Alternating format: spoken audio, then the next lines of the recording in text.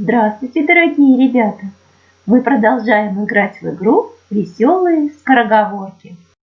На сосне сидит синица, под сосной сидит лисица. А теперь повторите вы ее. Молодцы! А теперь давайте быстро повторим. На сосне сидит синица, под сосной сидит лисица.